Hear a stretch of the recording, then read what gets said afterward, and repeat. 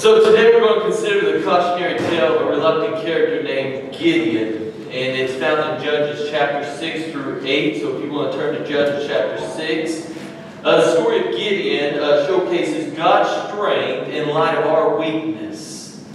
God's strength in light of our weakness. God's power in light of our proclivities. When we give our doubts to God, it's in those moments that we deliver, we surrender our doubts to God, that by His grace, His mighty power is displayed in our lives, and His mighty power is demonstrated through our lives. The story of Gideon serves as a profound reminder that God does not require us to be perfect for Him to use us for His divine purposes. God uses who He chooses. He does not call the equipped, He equips the called. Does not call the qualified, He qualifies the called. This is important. God uses who He chooses, no matter who it amuses. So we don't have a say in it, alright? Just to let you know. So, what we will learn in this lesson is that God can do, through ordinary lives, extraordinary things. When we surrender our doubts, when we surrender our hurts and our habits, our hang-ups to Him. And through Gideon's story, we will see how surrendering to God's calling on our lives, how it influences our journey, it shapes our character, and it impacts the lives of others around us. The path of discovering God's calling on our lives is not easy. Seldom is the right thing, the good thing, the best thing, the God thing, the easy thing. In this world, discovering God's calling on our lives means sometimes going against the wind. But when we dive into the story of Gideon, we will find that his calling is not reserved for our competence.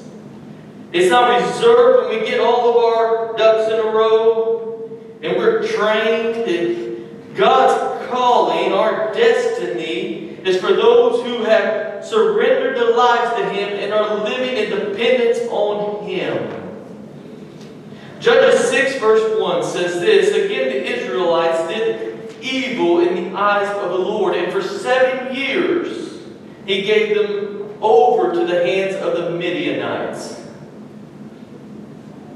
This sets up the story of Gideon, because they had won a great victory through Deborah, the previous leader. They'd enjoyed 40 years of peace, but in these 40 years of peace, they have found themselves wandering away from their walk with God. They have turned to false gods, and they've created monuments to these false gods, these altars, to worship other gods.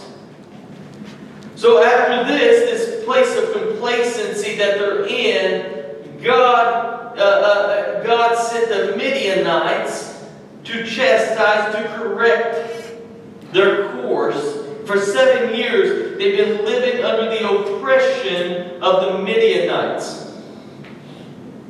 So here's what I want you to see. The sin that they embraced, the sin that they enjoyed, was resulted in the suffering that they endured. Not all suffering is a result of sin, but all sin will result in suffering. The sin that we refuse to kill will eventually kill us and devour us relationally. It will devour us psychologically, spiritually. Sin will destroy our lives if we refuse to deal with it. And this is what we see here. These dark and desperate days the people are living through, being discouraged and defeated, is because of their downward spiral and disobedience toward the God of heaven, who delivered them out of so much, who provided for them and guided them. But they have turned away from Him. So now they are crying out for God's help in this time of poverty, persecution, and powerlessness. They don't know what to do. So they're crying out to God. Gideon is in a wine press. Out of all places, he's in a wine press with the little grain that he has, and he's